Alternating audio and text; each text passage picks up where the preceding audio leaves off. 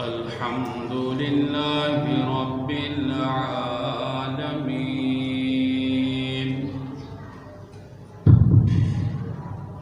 والعاقبة للمتقين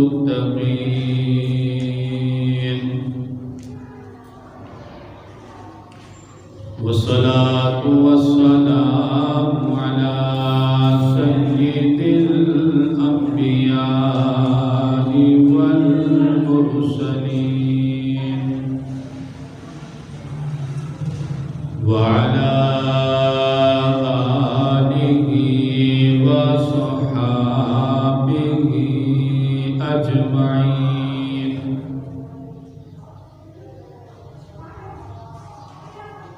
أما بعد فأعوذ بالله من الشيطان الرجيم.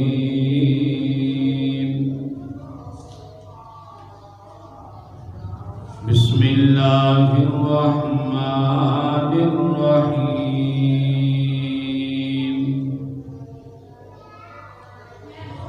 اليوم أكملت لكم دينكم وأتممت عليكم نعمتي ورضيت لكم الإسلام دينا. صدق الله مولانا العظيم وصدق رسوله النبي الكريم الأمين. ونحن على ذلك لمن الشاهدين والشاكرين والحمد لله رب العالمين.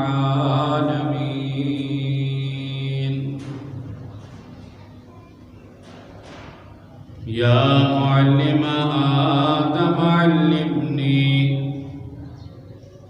یا مفہم سلیمان فہمنی.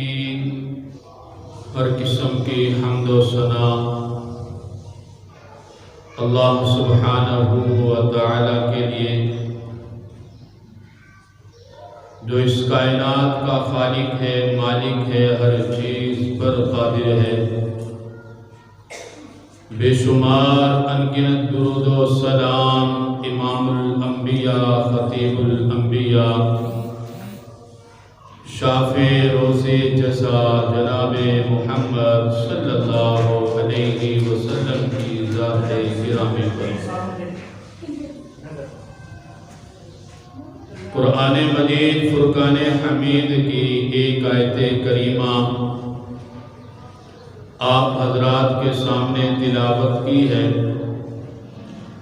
اللہ جل شانہ سے دعا ہے کہ اللہ کریم صحیح کہنے کی توفیق عطا فرمائے، سننے سنانے کے بعد اس پر عمل کرنے کی توفیق عطا فرمائے. اس آیت کریمہ میں اللہ جل شانہ نے بیان فرمایا کہ محبوب 23 سال کی محنت میں حجۃ الوداع کے موقع پر جو نبی پاک صلی اللہ علیہ وسلم کا ایک ہی حج ہے جس کو حجۃ الوداع کہا جاتا ہے، اللہ فرماتے ہیں محبوب آج کے دن میدان عرفات میں ہم نے آپ پر دین کو مکمل کر دیا ہے، اپنی نعمتوں کو مکمل کر دیا ہے. کیسا خوب منظر ہے کہ ہر جگہ صحابہ کرام نظر آتے ہیں. ایسا نقشہ بنا کہ صحابہ کرام کا جھرمٹ ہے، اس میں یہ آیت کریمہ نازل ہو گئی. محبوب اللہ پاک کے حضور ملاقات کا شرف حاصل کرنے والے ہیں. یہ قرآن پاک کی آخری آیت ہے۔ اس کے بعد اللہ پاک نے کسی آیت کا نزول نہیں فرمایا۔ سورۃ النصر نازل ہوئی، اذا جاء نصر اللہ والفتح، جب اللہ کی مدد آ جائے گی، مکہ فتح ہو جائے گا، وَرَأَيْتَ النَّاسَ يَدْخُلُونَ فِي دِينِ اللَّهِ أَفْوَاجًا، محبوب تو دیکھے گا کہ لوگ گروہ در گروہ مسلمان ہو رہے ہیں۔ فَسَبِّحْ بِحَمْدِ رَبِّكَ، محبوب آپ نے صرف یہ کام کرنا ہے، اللہ کی تسبیح اور اس کی تعریف کرنی ہے۔ إِنَّهُ كَانَ تَوَّابًا، اللہ پاک کی ذات توبہ کو قبول کرنے والے ہیں۔ جب اس سورت کا نزول ہوا، جميع صحابہ کرام تشریف فرمائے ہیں۔ جناب سیدنا ابو بکر صدیق رضی اللہ تعالی عنہ جب اس سورت مبارکہ کو سنتے ہیں تو رونے لگ جاتے ہیں۔ صحابہ کرام پوچھتے ہیں، ابو بکر اس سورت میں کون سی ایسی بات یا کون سا ایسا پیغام آ گیا جس کی وجہ سے تیری آنکھوں میں آنسو ہے؟ جناب سیدنا ابو بکر صدیق فرماتے ہیں، تم نہیں سمجھے، میں سمجھ گیا ہوں کہ اللہ کے نبی اب ہمارے پاس چند دن کے مہمان ہیں۔ تو اس آیت سورت مبارکہ میں اللہ پاک نے اپنی ملاقات کا شرف ہونا ہے اس کا پیغام دے دیا ہے۔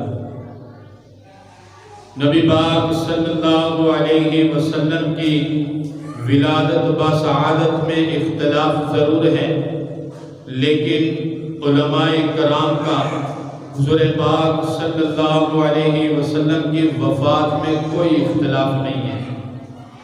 آپ علیہ السلام کی وفات مبارک 12 ربیع الاول سوموار والے دن چاشت کے بعد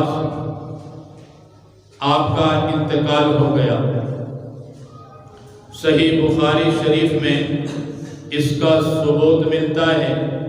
حضرت انس بن مالک فرماتے ہیں، آخر نظرات نظرت الی رسول اللہ صلی اللہ علیہ وسلم کشف الستارۃ یوم الاثنین، کہ محبوب کو میں نے اپنی آخری نظروں سے جس دن دیکھا تھا وہ سوموار والا دن تھا، یعنی فجر کی نماز کے وقت دیکھا، اس کے بعد محبوب کو نہیں دیکھا۔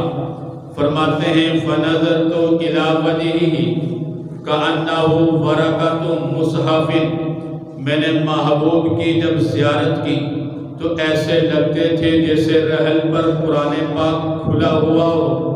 یہ خوبصورت منظر ہے۔ وَالنَّاسُ يُصَلُّونَ خَلْفَ أَبِي بَكْرٍ، اور لوگ جناب سیدنا ابو بکر صدیق رضی اللہ تعالی عنہ کے پیچھے نماز پڑھ رہے ہیں۔ سیدنا ابو بکر صدیق جميع صحابہ کرام کے امام بنے ہیں، اور تمام صحابہ کرام جناب سیدنا ابو بکر صدیق کے مقتدی بنے ہیں۔ ان صحابہ کرام میں جناب عمر بن خطاب بھی ہیں، عثمان بن عفان بھی ہیں، مولا علی المرتضیٰ بھی موجود ہیں، سیدنا بلال بھی ہیں، دیگر جميع بڑے صحابہ کرام موجود ہیں۔ لیکن امامت کا شرف حاصل ہوا تو کس کو ہوا؟ جناب سیدنا ابو بکر صدیق رضی اللہ عنہ۔ فرماتے ہیں فَقَادَ النَّاسُ أَن يَسْتَرِبُوا، قریب تھا کہ جناب سیدنا ابو بکر صدیق پیچھے ہٹ جاتے جب اللہ کے نبی کو آتے ہوئے دیکھا۔ فَأَشَارَ إِلَى النَّاسِ، اللہ کے محبوب نے لوگوں کی طرف اشارہ کیا کہ اپنی جگہ پر کھڑے رہو، کوئی بھی سیدنا ابو بکر صدیق کی امامت کو نہ چھوڑے، ان کی امامت میں مقتدی بن کر نماز پڑھتے رہو۔ محبوب اس منظر کو اپنے حجرہ پاک سے، ایک جالی نما جگہ ہے، پردے کو اٹھا کر محبوب اس منظر کو دیکھ رہے ہیں، اور جب جناب سیدنا ابو بکر صدیق رضی اللہ تعالیٰ عنہ و ابو بکر یا امہم ابو بکر ان کی امامت کروا رہے ہیں، فرماتے ہیں وَتُوَفِّيَ رسول اللہ صلی اللہ علیہ وسلم من آخر ذَلِكَ الْيَوْمِ، محبوب اس دن انتقال کر گئے تھے۔ تو محبوب کی اللہ سے جو ملاقات ہوئی ہے وہ سوموار والا دن ہے، اور حدیث رسول سے اس کا ثبوت ملتا ہے۔ جناب سیدنا ابو بکر صدیق رضی اللہ تعالیٰ عنہ کو یہ شرف حاصل ہے کہ محبوب کی موجودگی میں 17 نمازیں پڑھائی ہیں۔ کتنی نمازیں؟ 17 نمازیں پڑھائی ہیں۔ امام اسی کو رکھا جاتا ہے جس سے دل مطمئن ہو، جو جملہ عیوب سے پاک ہو، اس میں کوئی نقص موجود نہ ہو، کوئی دینی خامی اس میں نہ ہو۔ آپ اپنی مسجد میں کوئی امام رکھتے ہیں تو پوری جانچ پڑتال کرتے ہیں، اس کا بیک گراؤنڈ بھی دیکھتے ہیں، اس امام کے بارے میں پوچھ تاچھ بھی کرتے ہیں، یہ امام کیسا ہے، اس کو ہم نے امام رکھنا ہے، ہم اس کے مقتدی بنیں گے۔ تو محبوب نے جناب سیدنا ابو بکر صدیق کو بھی ٹٹولا ہے، تو پایا کہ تمام صحابہ کرام سے افضل ہیں۔ اللہ کے محبوب نے فیصلہ کر دیا کہ میری موجودگی میں اگر کوئی امامت کا حق رکھتا ہے تو جناب سیدنا ابو بکر صدیق رکھتے ہیں، تو پھر کیوں نہ ہم صدیق کی صداقت کو تسلیم کریں، صدیق کے تحفظ کے لیے اپنی جان کا نذرانہ کیوں نہ پیش کریں۔ اللہ کے نبی نے، اللہ کے محبوب نے جناب سیدنا ابو بکر صدیق سے محبت کی ہے۔ تو سوموار والے دن حضور عربی صلی اللہ علیہ وسلم کا انتقال ہوا، اور آپ علیہ السلام کی بیماری تکلیف کب شروع ہوئی؟ نماز جنازہ پڑھا کر آ رہے ہیں، آپ جیسے ہی اپنے حجرہ مبارک میں تشریف لاتے ہیں، اچانک سر درد شروع ہوا، اس کے ساتھ ساتھ آپ کو ہلکا بخار بھی ہو گیا۔ اللہ کے نبی کی تکلیف بڑھتی گئی، بخار میں شدت ہوتی رہی، حتیٰ کہ اللہ کے نبی پٹیاں کروا رہے ہیں۔ امی عائشہ صدیقہ حضور پاک صلی اللہ علیہ وسلم کے ماتھے پر پانی سے بھگو کر پٹی لگا رہی ہے، لیکن آپ کا بخار اس پٹی سے بھی باہر نکل رہا ہے۔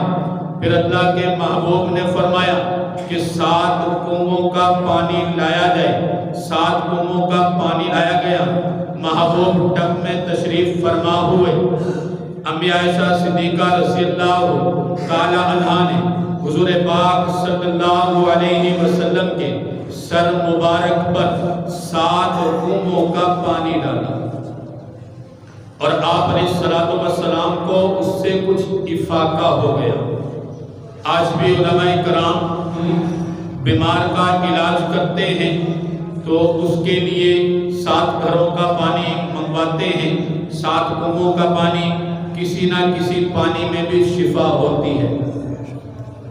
تو یہ نبی پاک صلی اللہ علیہ وسلم نے 7 کنووں کا پانی منگوایا اور آپ کو کچھ صحت مل گئی۔ آپ اس دن عشاء کی نماز کے لیے مسجد تشریف لے گئے، اور جناب سیدنا ابو بکر صدیق مصلی پر کھڑے تھے، امامت کروا رہے ہیں۔ جناب سیدنا ابو بکر صدیق نے دیکھا کہ محبوب کائنات تشریف لا رہے ہیں۔ آپ کے قدموں کی آہٹ سے پتہ چل گیا، جناب سیدنا ابو بکر صدیق پیچھے ہونے لگے۔ محبوب نے اشارہ کیا کہ کہ پیچھے نہیں ہونا۔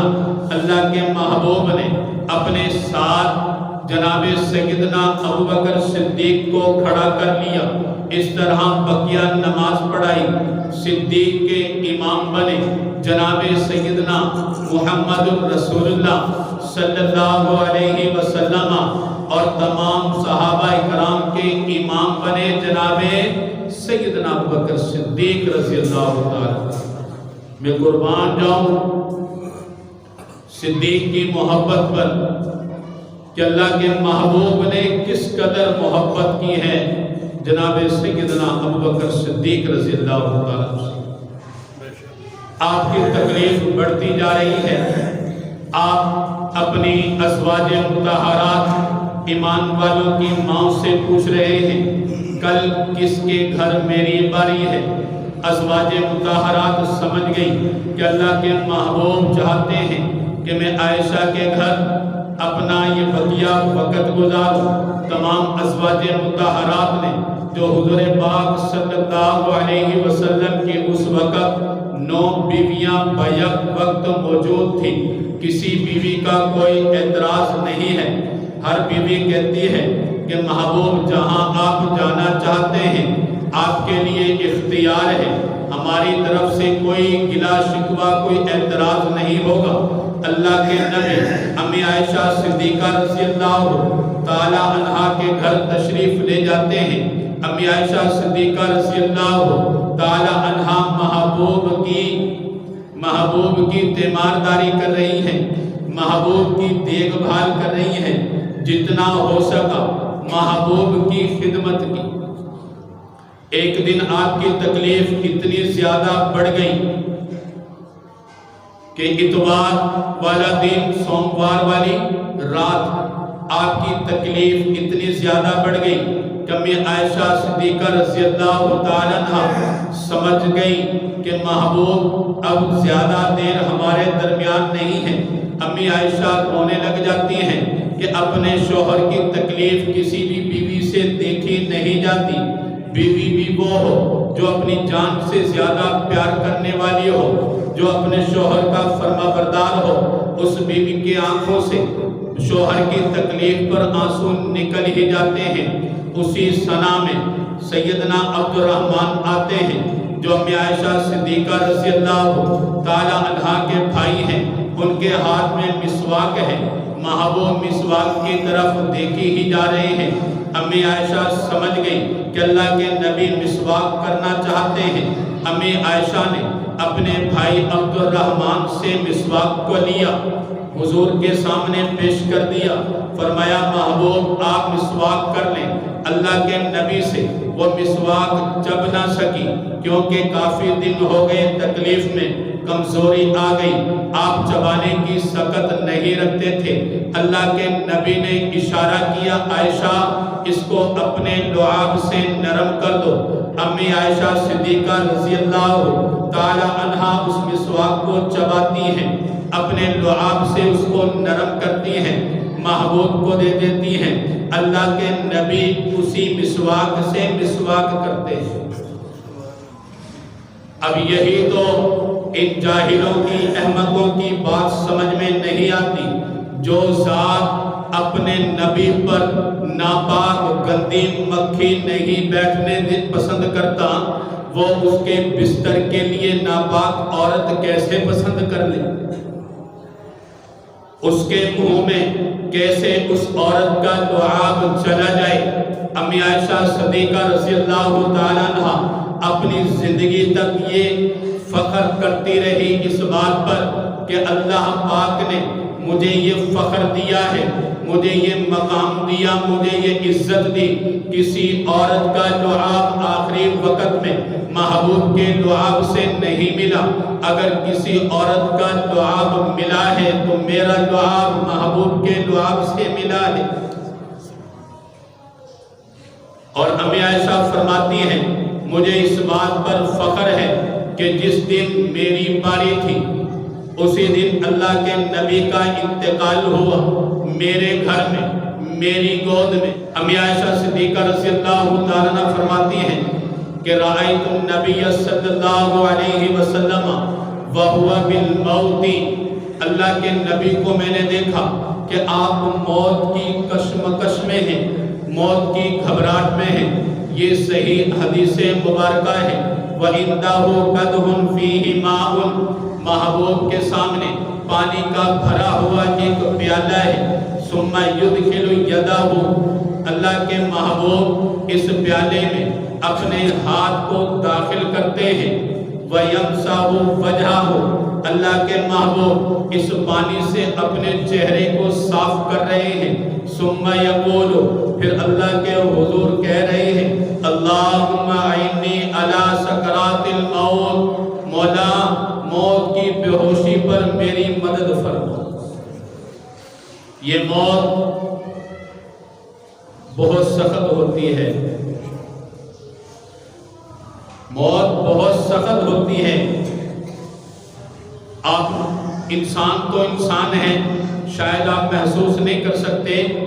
آپ نے جانور کو دیکھا کہ جب اس کی موت نکلتی ہے، اس کی گردن پر چھری چلائی جاتی ہے، اتنی تکلیف ہوتی ہے کہ اس کا پیشاب بھی نکل جاتا ہے۔ انسان کو بھی موت کی تکلیف بہت ہوتی ہے۔ یہ تو اللہ کے نبی پیارے محبوب جناب محمد صلی اللہ علیہ وسلم پر اللہ پاک کا خاص کرم ہوا کہ محبوب کو اتنی تکلیف نہیں ہے۔ محبوب کو وہ اعزاز دیا گیا جو محبوب سے پہلے کسی نبی کو نہیں دیا گیا۔ حضرت آدم علیہ السلام سے لے کر عیسیٰ روح اللہ تک جتنے بھی نبی آئے، کسی کے دروازے پر جب بھی اسرائیل آتا ہے اس اسرائیل نے اجازت طلب نہیں کی، لیکن محبوب کے لیے اللہ پاک نے یہ شرف عطا فرمایا ہے کہ محبوب کے موت کو قبض کرنے سے پہلے فرشتے کو بھیجا جبرائیل کے ساتھ، جبرائیل جاؤ آج اسرائیل کو اپنے ساتھ لے کر جاؤ۔ 3 دن جبرائیل علیہ السلام نے محبوب کی تیمارداری کی، محبوب کی عیادت کی۔ 3 دن آپ آتے رہے، چوتھے دن اپنے ساتھ اسرائیل کو لے کر آئے۔ فرمایا کہ محبوب آج اللہ پاک نے میرے ساتھ اسرائیل کو بھیجا، ہی کہا کہ میرے محبوب سے پوچھ کر پھر اس کی روح کو قبض کرنا ہے۔ اما فاطمہ الزہرا فرماتی ہیں کہ اسی دن یہ فرشتے ہیں مجھے نظر تو نہیں آتے، اس سے قبل فرشتے آئے، دروازے پر دستک دی، میں دیکھنے گئی کہ کون ہے تو دیکھا کہ کوئی بھی نہیں، پھر دروازے پر دستک دی گئی، پھر دیکھا کوئی بھی نہیں، 3 دفعہ ایسا ہی ہوا۔ اما فاطمہ الزہرا فرماتی ہیں کہ محبوب سمجھ نہیں آ رہی کہ کون دروازے پر دستک دے رہا ہے، میں دیکھنے کے لیے جاتی ہوں تو دروازے پر کوئی موجود نہیں ہے۔ اللہ کے نبی فرماتے ہیں میری بیٹی آج کوئی دیہاتی کوئی صحابی میرے دروازے پر نہیں آیا، آج میرے دروازے پر اسرائیل آیا ہے اور مجھ سے اندر آنے کی اجازت طلب کر رہا ہے۔ یہ اللہ پاک نے اپنے محبوب کو شرف عطا فرمایا۔ پھر اللہ کے نبی کی تکلیف بڑھتی گئی۔ جب باپ بیمار ہوتا ہے تو اپنی اولاد کی فکر اس کو ضرور ہوتی ہے، بالخصوص اپنی بیٹیوں کے ساتھ محبت کا ایک خاص انداز سے اظہار کرتا ہے۔ اللہ کے نبی کی تکلیف بڑھتی گئی۔ آپ نے اما فاطمہ الزہرا جو حضور عربی صلی اللہ علیہ وسلم کی بیٹی ہیں اور اس وقت میں صرف ایک ہی یہی بیٹی زندہ ہے، تو اللہ کے نبی اپنے قریب بلاتے ہیں اور کہتے ہیں کہ بیٹی اب میں کچھ زیادہ دیر یہاں نہیں رہ سکتا، اللہ کی طرف سے بلاوا آ گیا ہے اور مجھے اختیار دیا تھا، لیکن میں نے اللہ کی ملاقات کو قبول فرما لیا ہے۔ اما فاطمہ الزہرا یہ سن کر رونے لگ گئی۔ پھر تھوڑی دیر کے بعد اللہ کے نبی پھر اپنی بیٹی کو بلاتے ہیں، جنتی عورتوں کی سردار خاتون جنت کو بلاتے ہیں اور کہتے ہیں بیٹی میرے نزدیک ہو جا، اپنا کان میرے منہ کے نزدیک کر لو۔ اللہ کے نبی فرماتے ہیں فاطمہ میرے اہل بیت میں سب سے پہلے جو مجھ سے ملاقات کرے گا وہ تو ہوگی۔ آخری وقت ہے، آخری لمحات ہیں۔ پھر سوموار والا دن چاشت کے قریب اللہ کے نبی صلی اللہ علیہ وسلم اللہ کی طرف اس طرح اپنے ہاتھ کا اشارہ کیا ہوا ہے اور اللہ پاک سے دعا کر رہے ہیں اللہم بالرفیق الاعلیٰ، اللہ جی میں آپ کا ساتھی بننا چاہتا ہوں۔ اسی طرح آپ کہتے کہتے آپ کا ہاتھ نیچے چلا جاتا ہے۔ اماں عائشہ صدیقہ رضی اللہ تعالیٰ عنہ وہاں موجود ہوتی ہیں، اماں فاطمہ الزہرا وہاں موجود ہوتی ہیں۔ اللہ کے نبی کی سانسیں بند ہو جاتی ہیں، چیخو پکار اٹھنا شروع ہو جاتی ہے، انا للہ و انا الیہ پڑھا جاتا ہے۔ پورے مدینہ میں کوہرام مچ گیا کہ اللہ کے نبی کا انتقال ہو گیا، اور ایسے خبر پہنچی آگ کی طرح، جس طرح آگ کے پھیلنے میں کوئی دیر نہیں لگتی، کوئی وقت نہیں لگتا، تھوڑے سے سمے میں پوری دنیا تک وہ پہنچ سکتی ہے۔ اسی طرح اللہ کے نبی صلی اللہ علیہ وسلم کی وفات کی خبر مکہ اور مدینہ دیگر ملکوں میں پہنچ گئی، سارے کے سارے لوگ مدینہ میں اکٹھے ہو گئے۔ جناب سیدنا عمر بن خطاب کو پتہ چلتا ہے، آپ کو یقین نہیں ہوتا، آپ فرماتے ہیں محبوب کا انتقال نہیں ہوا، یہ ایک محبت کے جذبات ہیں۔ فرماتے ہیں محبوب اللہ سے ملاقات کے لیے گئے ہیں، جس طرح جناب موسیٰ علیہ السلام 40 دن کے لیے اللہ پاک سے ہم کلام ہونے کے لیے گئے ہیں، اور جس نے یہ کہا کہ محبوب وفات پا گئے ہیں، یہ میری تلوار دیکھ لو، اس کا چلانا مشکل نہیں ہے، میں اس کی گردن تن سے جدا کر دوں گا۔ تمام صحابہ کرام ڈرے ہوئے ہوئے ہیں، خوف زدہ ہیں، پریشان بھی ہیں۔ جناب سیدنا عثمان بن عفان کو پتہ چلتا ہے، آپ پر اچانک ایسی بے ہوشی طاری ہو جاتی ہے، آپ دیوار کا سہارا لیتے ہیں، دیوار کا سہارا لے کر کھڑے ہوتے ہیں، کبھی بیٹھ جاتے ہیں۔ نبی پاک صلی اللہ علیہ وسلم کی وفات کا صدمہ برداشت نہیں ہوتا۔ جناب سیدنا ابوبکر صدیق کو پتہ چلا، جناب سیدنا ابوبکر صدیق آتے ہیں، سیدھا مسجد نبوی میں تشریف لاتے ہیں، امی عائشہ صدیقہ رضی اللہ تعالی عنہا کے حجرہ میں جاتے ہیں۔ اللہ کے نبی صلی اللہ علیہ وسلم پر چادر ڈالی ہوئی ہے، آپ اس چادر کو ہٹاتے ہیں۔ امی عائشہ صدیقہ رضی اللہ تعالی عنہا فرماتی ہیں قبل النبی بعد ما مات ابوبکر صدیق رضی اللہ تعالی عنہ نے حضور پاک صلی اللہ علیہ وسلم جب انتقال کر گئے، آپ کا جب دیدار کیا تو سب سے پہلے آپ کی پیشانی کو بوسہ دیا اور اس چادر کو پھر سے ڈال دیا۔ سیدنا ابوبکر صدیق کو کہا گیا کہ صدیق اب تو آپ نے اس معاملے کو سلجھانا ہے احسن طریقے سے۔ جناب سیدنا ابوبکر صدیق کو کہا جاتا ہے کہ عمر بن خطاب تو بڑے جذباتی ہو گئے، ان کے سامنے اگر کوئی روئے کہ نبی پاک صلی اللہ علیہ وسلم کی وفات ہو گئی ہے، عمر بن خطاب تو اس کی گردن کو تن سے جدا کرنے کے لیے تیار ہیں۔ جناب سیدنا ابوبکر صدیق جاتے ہیں، تمام لوگوں کو مسجد نبوی میں جمع کرتے ہیں، منبر رسول پر پہلا خطبہ دیتے ہیں، فرماتے ہیں الا من کان منکم یعبد محمدا فإن محمدا قد مات۔ سن لو مدینہ کے لوگوں، دیگر ملکوں کے لوگوں، اگر تم محمد کی عبادت کرتے ہو تو جان لو اللہ کے نبی تو وفات پا گئے ہیں۔ وَمَنْ كَانَ مِنْكُمْ يَعْبُدُ اللَّهَ فَإِنَّهُ حَيٌّ لَا يَمُوتُ۔ اگر تم اللہ کی عبادت کرتے ہو، اللہ پاک کی ذات زندہ ہے، اس کو کبھی موت نہیں آ سکتی۔ پھر جناب سیدنا ابوبکر صدیق قرآن پاک کی آیت پڑھتے ہیں وَمَا مُحَمَّدٌ إِلَّا رَسُولٌ قَدْ خَلَتْ مِن قَبْلِهِ الرُّسُلُ۔ جناب سیدنا ابوبکر صدیق اس آیت کو پڑھتے ہیں کہ محبوب تو صرف نبی ہیں، محمد ہیں، اللہ کے رسول ہیں، اور محمد صلی اللہ علیہ وسلم سے پہلے بھی نبی آئے ہیں۔ جناب آدم علیہ السلام آئے، وفات پا گئے۔ جناب نوح علیہ السلام آئے، وفات پا گئے۔ جناب موسیٰ کلیم اللہ آئے، وفات پا گئے۔ جناب یوسف علیہ السلام آئے، وفات پا گئے۔ اسی طرح اللہ کے نبی بھی وفات پا گئے ہیں۔ اگر اللہ کے نبی کی وفات کی وجہ سے پھر سے کفر میں جاؤ گے تو اللہ کا کچھ نہیں بگاڑ سکو گے، اپنا ہی نقصان کرو گے۔ ان قریب اللہ پاک شکر گزاروں کو بہترین بدلہ دیں گے۔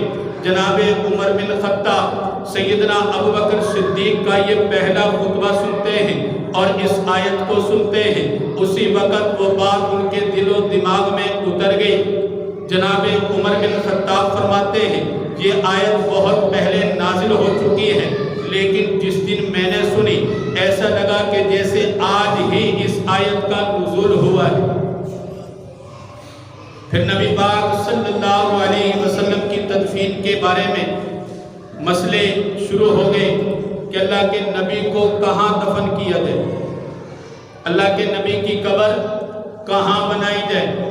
امی عائشہ صدیقہ رضی اللہ تعالی عنہا فرماتی ہیں لما قبض رسول اللہ صلی اللہ علیہ وسلم اختلافوا فی دفنہ، اللہ کے محبوب کا جب انتقال ہو گیا تو دفن کے بارے میں اختلاف ہو گیا۔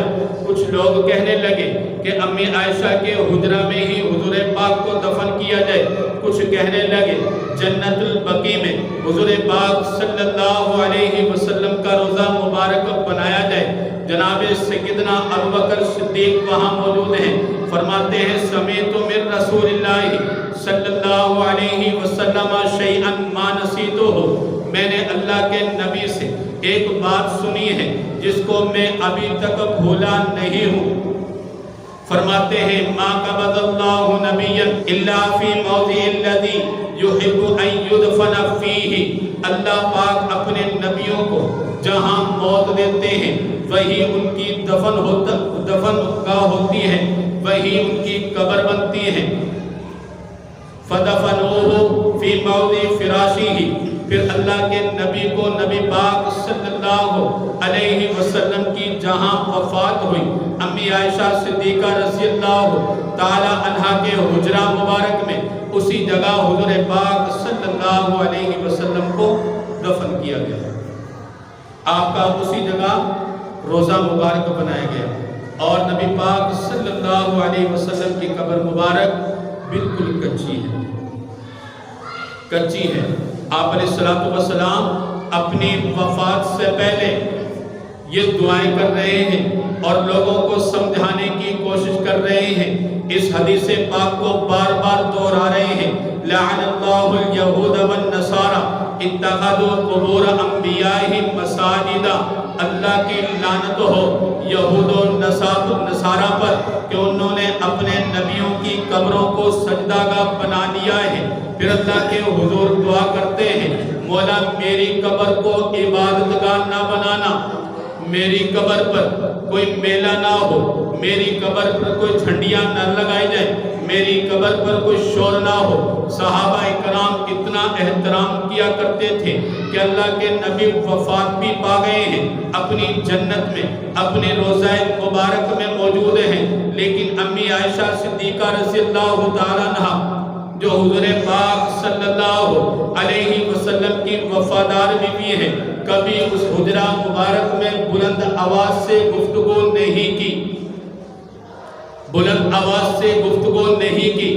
اس کا مطلب یہ ہے کہ نبی پاک صلی اللہ علیہ وسلم نے دنیا کی زندگی سے تو وفات پائی ہے، دنیا کی زندگی سے تو پردہ پایا ہے، لیکن نبی پاک صلی اللہ علیہ وسلم اپنی جنت میں اپنی قبر میں زندہ ہیں، اپنی قبر میں بولو سب اپنی قبر میں سب کا عقیدہ ہے نا یہ اپنی قبر میں زندہ ہیں درود و سلام سنتے ہیں درود و سلام کا جواب دیتے ہیں زور سے درود و سلام پڑھا جائے فرشتہ مقرر ہے اس کے درود و سلام کو لے کر اللہ کے نبی صلی اللہ علیہ وسلم کے حضور پیش کیا جاتا ہے جب شہید کے لیے یہ کہا گیا وَلَا تَقُولُوا لِمَنْ يُقْتَلُ فِي سَبِيلِ اللَّهِ أَمْوَاتٌ شہید کو مردہ نہ کہو یہ زندہ ہیں ان کو رزق بھی دیا جاتا ہے کہیں کہا گیا وَلَكِنْ لَا تَشْعُرُونَ تم اس کی خبر نہیں رکھتے جب امتی کے لیے یہ اعزاز ہے نبی امتی سے افضل ہوتا ہے یا اتنا ہوتا ہے نبی امتی سے افضل ہوتا ہے نبی پاک صلی اللہ علیہ وسلم نے ایک حج کیا ہے زندگی میں صرف ایک حج کیا ہے آپ میں سے کتنے لوگ ایسے ہوں گے کہ جنہوں نے 10 حج کیے ہیں کہ یہ ایسے بھی ہیں جو ہر سال حج کرتے ہیں اب اس کا کیا مطلب ہے کہ نبی پاک صلی اللہ علیہ وسلم سے آگے نکل گیا ایسا نہیں نبی پاک صلی اللہ علیہ وسلم کا جو ایک سجدہ ہے پوری دنیا کے مسلمان اس سجدے کا مقابلہ نہیں کر سکتے جب حضور کی امتی کے لیے اتنا بڑا اعزاز ہے کہ اس اچھی موت پر اس کو مردہ نہیں کہہ سکتے تو نبی کی موت امتی سے کہیں افضل ہوتی ہے تو نبی کو بھی مردہ نہیں کہہ سکتے نبی بنفس نفیس اپنی روح جسم کے ساتھ قبر میں زندہ ہیں حیات ہیں تو نبی پاک صلی اللہ علیہ وسلم کی دفن کے فیصلے وہاں کر دیے گئے حضور پاک صلی اللہ علیہ وسلم کی قبر مبارک کیسی بنائی گئی یہ بغلی قبر بنائی گئی مدینہ میں بغلی قبر بنانے کا رواج تھا اور مکہ میں دوسری قبر بنانے کا رواج تھا ابو طلحہ رضی اللہ اختلاف ہوا مکہ کے کہنے لگے کہ ہم ایسی قبر بنائیں گے کہ جیسے مکہ میں بناتے ہیں مدینہ والے کہنے لگے ہم ایسی قبر بنائیں گے کہ جیسے مدینہ میں ہم قبر بناتے ہیں فیصلہ اس بات پر ہوا انتظار کرو جو ایک مدینے کا قبر کھودنے والا ہے اور دوسرا مکے کا قبر کھودنے والا ہے ان دونوں میں سے جو بھی جلدی آ جائے اس کے حق میں فیصلہ کر دیا جائے گا تو جناب سیدنا ابو طلحہ آتے ہیں اور حضور پاک صلی اللہ علیہ وسلم کے لیے بغلی قبر کا انتظام کر دیتے ہیں حضور پاک صلی اللہ علیہ وسلم کو غسل کس نے دیا یہ آپ علیہ السلام کی وصیت تھی کہ مجھے غسل میرے اہل بیت میں سے دے مجھے غسل میرے اہل بیت کے لوگوں میں سے دے تو جناب سیدنا علی المرتضی اور سیدنا عباس اور ان کے بیٹے فضل قسم اسامہ شکران ان لوگوں نے حضور پاک صلی اللہ علیہ وسلم کو غسل مبارک دیا اب سوال یہ اٹھتا ہے کہ حضور پاک صلی اللہ علیہ وسلم کا جنازہ کس نے پڑھایا ایک بندہ کہنے لگا کہ میں بتاتا ہوں حضور پاک صلی اللہ علیہ وسلم کا جنازہ کس نے پڑھایا میں نے کہا بتاؤ بھئی کس نے پڑھایا کہنے لگا جبرائیل علیہ السلام میں نے اس سے پوچھا کہ امامت پر تو وہ آتا ہے جو سب سے افضل ہو موقع کے لوگوں میں جو سب سے افضل ہو وہ امامت پر آتا ہے کیا جناب سیدنا جبرائیل علیہ السلام حضور پاک سے افضل ہیں اب وہ خاموش ہو گئے کہنے لگا افضل تو نہیں ہے اللہ کے نبی سے افضل تو کوئی بھی نہیں ہے پھر میں نے ان سے کہا ایسا نہیں ہے یہ کسی نے تجھے غلط پٹی پڑھائی ہے غلط تجھے سمجھ دی ہے نبی پاک صلی اللہ علیہ وسلم کی امامت نہیں ہوئی امامت وہ کرواتا جو حضور سے افضل ہو جس طرح تمام انبیاء علیہ السلام بیت المقدس میں اکٹھے ہوئے وہاں امامت کے لیے انتخاب ہوا تو کس کا ہوا حضور پاک صلی اللہ علیہ وسلم کا کیونکہ آدم سے لے کر آدم کی اولاد سے ضرور ہیں اسماعیل علیہ السلام کی پشت ضرور پیدا ہوئے ہیں لیکن تمام انبیاء علیہ السلام سے افضل ہیں، تو اللہ کے نبی نے وہاں امامت کروائی۔ تو یہاں جتنے بھی صحابہ کرام ہیں وہ سارے کے سارے حضور پاک صلی اللہ علیہ وسلم کے امتی ہیں، تو کوئی بھی افضل نہیں ہے۔ پھر کیا ہوا کہ صحابہ کرام نے ٹولیاں بنا لی، 10 بندوں کی، 20 بندوں کی، حضور پاک صلی اللہ علیہ وسلم پر درود و سلام پڑھ رہے ہیں، ایسے جیسے ایک طرف سے داخل ہو رہے ہیں اور دوسری طرف سے نکل رہے ہیں۔ پھر پہلے بوڑھے، پھر جوان، پھر بچے، پھر عورتیں، پھر اس کے ساتھ ساتھ چھوٹی بچیاں، سب نے حضور پاک صلی اللہ علیہ وسلم پر درود و سلام پڑھا ہے۔ الحمدللہ۔